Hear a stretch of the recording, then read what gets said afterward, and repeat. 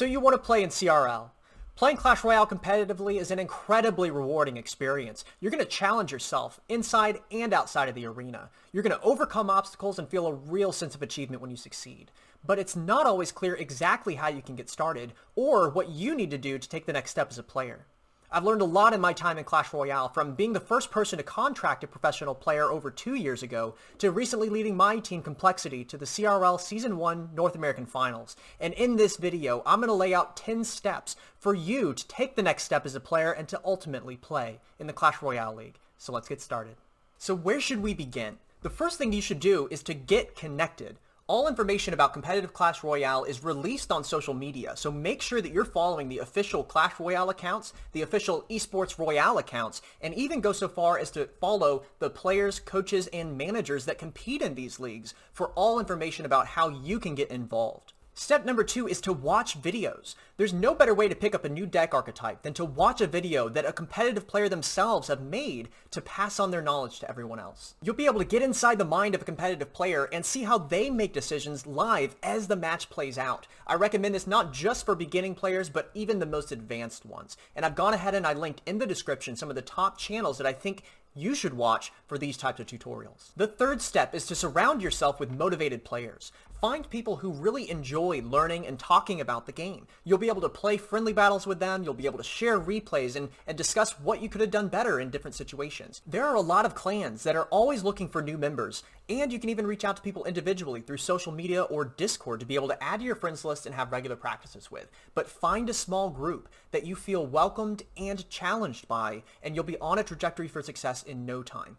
Please use also the comment section of this video to be able to connect with people, and I'll link some resources in the description for you to find people as well. Once you've found a good group to play with, you've got to put in the work. Being a competitive player means being committed and driven to playing this game, and you just have to have the game experience to know what to do in a variety of different situations, and you only get that through playing. Some of the best CRL players spend as much as 6 hours a day on game-related activities during the off-season, and upwards of 12 hours a day during the CRL season itself.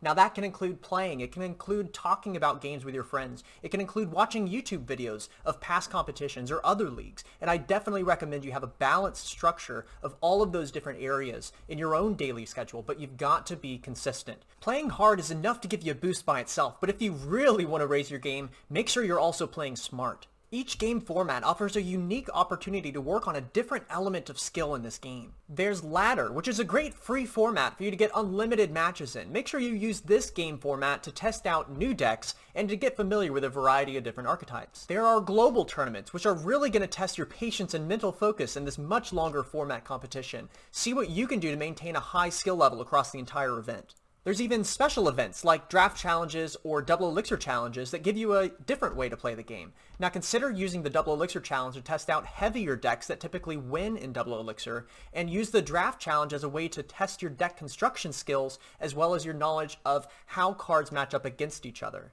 And then there are in-game tournaments and classic challenges, which are two great game modes that add a little bit more pressure and a little bit more of a competitive situation to your gameplay. I suggest you use these as much as possible, both for single deck mastery and for trying new competitive decks. But by far, the best two game modes for competitive players are Grand Challenges and Friendly Battles. Now, on the one hand, Grand Challenges do cost quite a bit of gems, but they offer you at the best opportunity for high caliber gameplay in the game. Now, I suggest you do as many as you can afford, and at the very least, I suggest that each player do one Grand Challenge a week and use that as a measurement for your progression as a competitive player. If you score 5 wins in a Grand Challenge this time, train over the next week to try to beat it in your next Grand Challenge. Step number 6, compete, compete, compete. It is so important that you get as many competitive opportunities as possible, and there's a whole host of community leagues, practice clans, and Discord servers where you can orchestrate training for 1v1 and 2v2.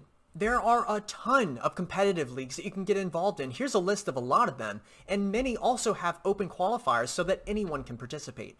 I'd like to highlight 2 in particular, with the RoyaleAPI Ladder Series and the Royale Premier League as 2 competitions that are open to the public and also really well run. I'll link information for those in the description, and other leagues down below. As you level up as a player, make sure you also actively seek out live event experience. CRL is a live event, and I've seen a lot of players buckle under the added pressure of cameras and lights. But thankfully, more and more live events seem to be popping up. And with things like Clash Nights, SuperLiga events, Mobile Opens, and Dreamhack, you have more opportunities now than ever at live event experience.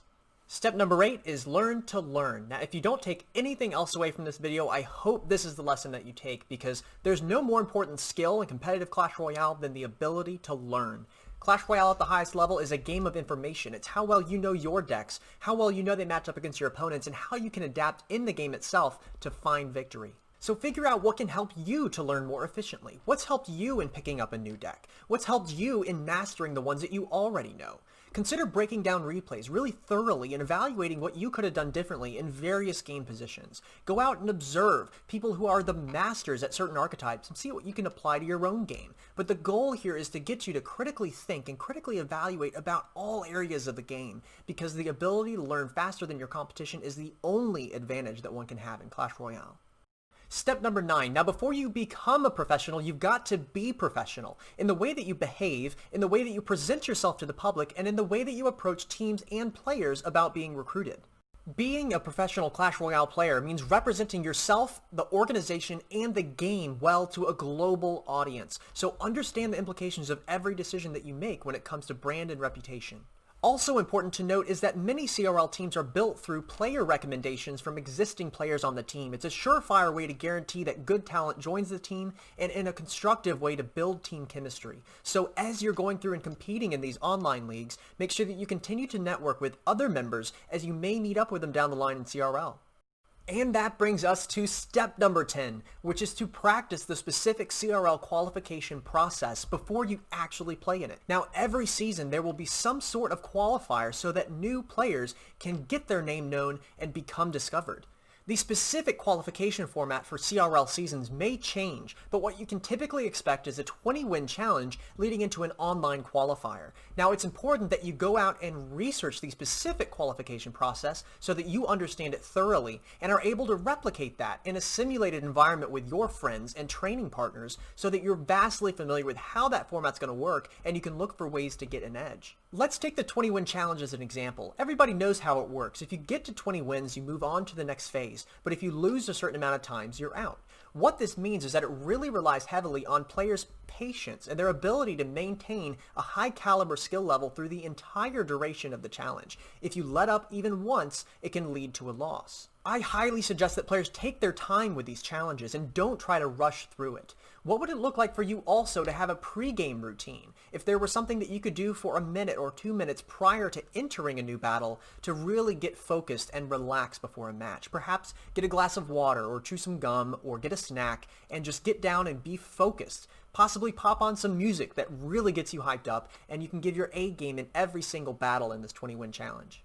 Also, be resourceful. Be looking out for the top 20-win challenge decks that have led to success for other players. You can find this on websites like StatsRoyale, like RoyaleAPI. So certainly go out and do your research so you can be sure to be putting yourself in the best position to win in every single game. Once you pass the 20-win challenge, make sure you look ahead and research what the next step in the qualification process is. This will allow you to be able to simulate and scrimmage in that specific format so that come game day, you're fully prepared and comfortable with the format.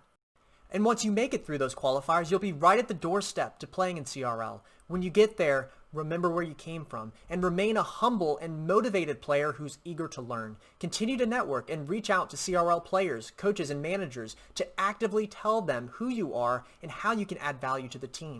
And lastly, don't forget to have fun. What an incredible thing to play Clash Royale competitively. And if you love what you do, it'll never feel like work. Also take confidence in knowing that I've seen players be successful all across the spectrum, from those who are one deck masters and it's difficult to beat in any matchup, versus those who are a jack of all trades and try to be really versatile. And I've also seen players of all different ages and from all over the world be successful, so take confidence in knowing that you can do it no matter the circumstances. And that's going to do it for how to play CRL in 10 steps. I hope you guys got something out of this video. How did I do? Let me know in the comments of this video, and be sure to like and subscribe for more content as well. And don't forget to connect on Twitter at the MobileMatt, and I will see you guys in the arena.